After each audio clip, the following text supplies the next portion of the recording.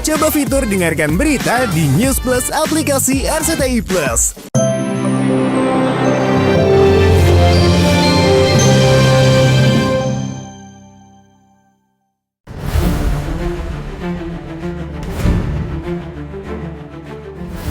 Di tengah pencarian Rahayu alias Tias yang sempat ditabrak dan sempat tinggal di kediamannya, namun pada akhirnya hilang. Secara mengejutkan, Devan tak sengaja melihat sosok Rahayu.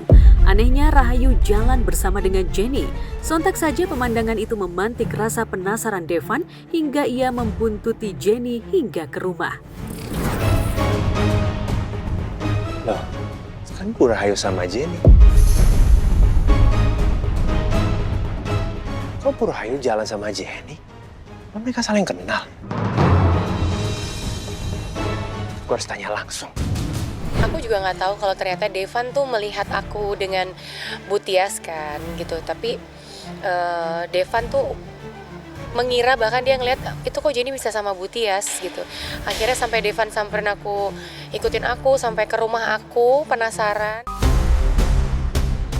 Devan memang tak mengetahui jika Rahayu alias Tias adalah ibu kandungnya. Yang ada di pikirannya adalah jika Rahayu adalah wanita yang ia tabrak dan sempat tinggal di kediamannya bersama Alia. Tapi sayangnya Devan tak bisa bertemu dengan Rahayu lantaran Jenny menyembunyikannya. Rahayu? Bu Rahayu siapa? Ibu yang tadi jalan sama kamu dari toko peralatan jahit.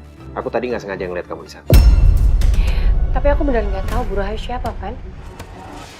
Ya, kamu nggak usah bohong. Aku tadi lihat sendiri, kamu jalan bareng sama perempuan berhijab dari toko itu ke mobil kamu. Jadi tiba-tiba aku kaget pas Devan ke rumah aku. Akhirnya aku gimana caranya supaya mengalihkan, supaya Devan tuh nggak ngelihat kalau ada Bu Tias di rumah aku. Karena Devan ngelihat itu kayak Bu Rahayu, gimana caranya aku menyembunyikan Bu Tias kalau memang dia ada di rumah aku, karena belum saatnya aku kasih tahu ke Devan. Dan pas banget ada pembantu aku, jadi aku alihkan ke pembantu aku itu.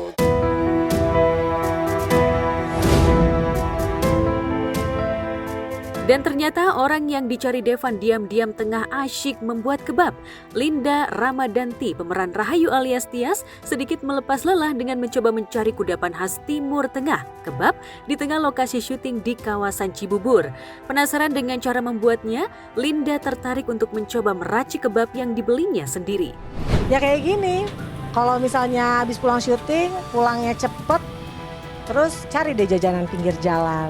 Kebetulan tadi nemunya ini kebab ya, Mas ya. Terima kasih kepada Mas Dinto yang masak kebab ya. Mau praktek bikin? Ya. Satu-satu. Ya. Asik. Ini buat yang sedang. Oh, Yes. iya. Oke, nice to meet you. Susun. Sun. Bisa nih gue jualan. Nah, Ya. asik. Ya, dauin. Oh gitu. Enggak ke sini. Mana sih? keluar guys. Balik. Cara naruh aja gue salah ya. Gugur sudah rasa penasaran yang selama ini menggelayut dengan proses dan bahan-bahan apa saja yang ada di kebab. Sulit memang, tapi Linda menikmati semua prosesnya hingga kebab itu bisa dinikmati. Meski dalam sinetron ia hilang ingatan lantaran terlalu sering diberi obat oleh Halsey, namun untuk bahan-bahan dan ramuan membuat kebab begitu lekat dalam ingatan.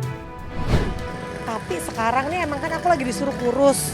Jadi lebih nahan jajan sih aku sekarang. Jadi tuh aku kayak makannya cuma dari jam 11 siang sampai jam 5 sore. Enak, seru, dan gampang. Besok aku mau coba kan bikin. Ya kan gampang banget itu, cuma tinggal pakai sayur, terus dia gitu daging, ya kan. Terus habis itu sama kulit kebabnya.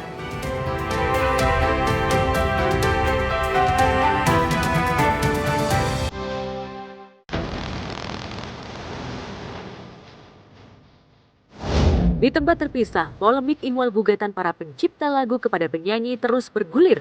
Apalagi gugatan pencipta lagu Kenan Nasution dan Budi Pekerti siap disidangkan di Pengadilan Niaga Jakarta Pusat pada 28 Mei mendatang.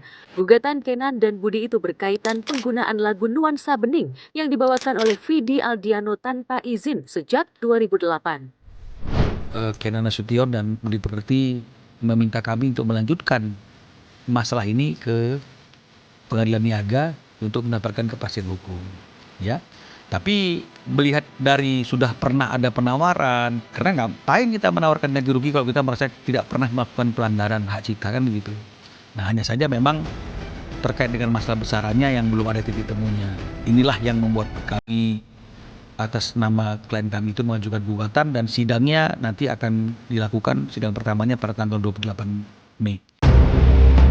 Tidak adanya itikat baik dari Vidi itulah yang membuat Kenan dan Budi melayangkan gugatan. Meski sebelumnya pihak Vidi sempat memberikan uang dengan nominal 50 juta rupiah, namun pemberian itu ditolak karena tak sepadan dan ada etika yang tak dijunjung Vidi. Royaltinya juga kalau menurut Bang Kenan itu kan tidak jelas, ya. Nah, jadi pernah satu momen memang kalau menurut cerita Bang Kenan ke saya itu manajemennya Vidi datang menawarkan untuk memberikan ganti rugi senilai 50 juta. Jadi tiba-tiba datang menawarkan 50 juta itu, ini untuk artinya ganti rugi karena lagunya dipakai selama ini dan untuk kedepannya. Tentu Bang Kenan kan merasa sedikit tersinggung, ya. Jadi itu yang membuat dia akhirnya tidak mau menerima uang yang 50 juta itu. Kan nggak fair ya, misalnya kalau itu dibiarin nanti bisa aja kayak misalnya siapapun itu nyanyi terus dicari-cari, oh tahun 2010 dia pernah nyanyi yang ini, bayar. Tarik banyak banget. Iya, Banget. Nah, dan itu yang terjadi sekarang. Sengkarut permasalahan hak cipta lagu ini bak bola api yang terus bergulir mengenai para pelantun lagu. Sebelumnya Lesti Kejora diguncang masalah yang sama. Lesti diduga melanggar hak cipta lagu milik Yoni Dores. Deretan lagu yang dipermasalahkan Yoni Dores adalah Cinta Bukanlah Kapal, Bagai Ranting yang Kering, Arjuna Buaya hingga Buaya Buntung sejak tahun 2018. Lesti diduga mengcover lagu-lagu tersebut kemudian diunggah di platform digital milik Lesti tanpa sepengetahuan dan izin Yoni Dores. Alhamdulillah karena kita juga enggak ini. Ada pesan tentang Ayah, Lesti ada ngomong sesuatu? Ya. Baik-baik aja. Mohon maaf ya, doain aja. Kalau Lesti ini kan masalah mekanikal yang aku tahu ya, bukan performing right.